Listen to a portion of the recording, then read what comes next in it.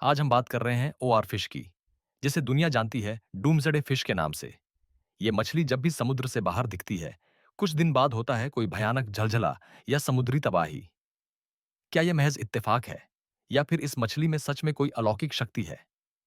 आज हम आपको इस रहस्य के हर पहलू से रूबरू करवाएंगे। OR fish. ओआर फिश को वैज्ञानिक नाम से रिगैलिकुस ग्लेसने कहा जाता है। यह दुनिया की सबसे लंबी हड्डी वाली मछली है। लंबाई 26 फीट तक और वजन 270 किलो तक हो सकता है। इसकी बनावट बहुत ही अजीब है।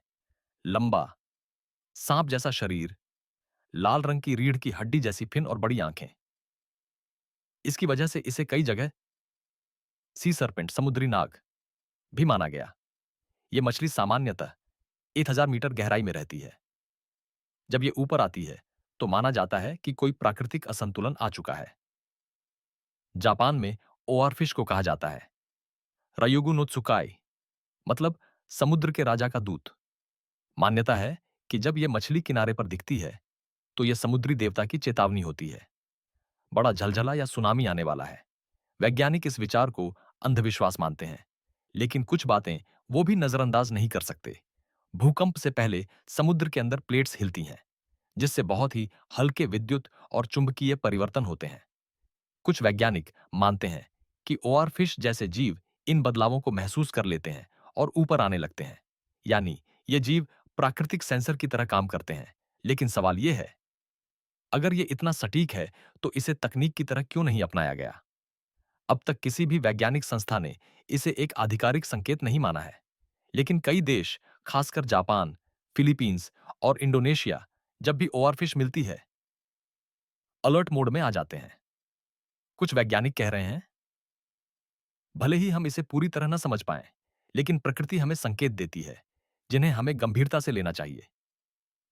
फिलीपींस में माना जाता है कि अगर कोई ओवरफिश को छूता है, तो उसके गांव में आपदा आती है। जापान के कुछ मछुआरे आज भी ओवरफिश मिलने पर तीर्थ यात्रा पर निकल जाते हैं। कुछ लोग इसे एलियन जीव तक मानते हैं, क्योंकि इसकी बनावट वैसी ही है जो इंसान ने पहले कभी नहीं देखी।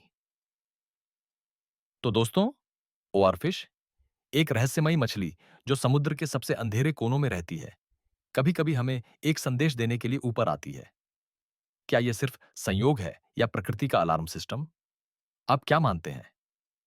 क्या ओआरफिश भविष्यवक्ता है या सिर्फ एक गहराई की भटकती मछली? नीचे कमेंट में जरूर बताएं।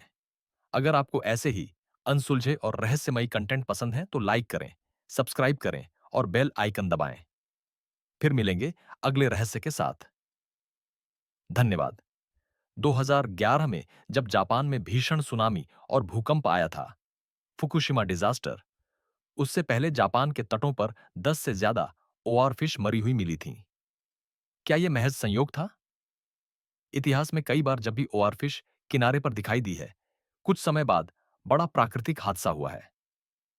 2020 फिलीपींस, ओआरफिश मिलने के कुछ दिन बाद जोरदार भूकंप। 2017 मैक्सिको, समुद्र के पास ओआरफिश दिखाई दी और 8.8 तीव्रता का भूकंप आया। 2013 कैलिफोर्निया, दो बड़ी ओआरफिश मिली और वहां जोरदार सागर हलचल रिकॉर्ड की गई।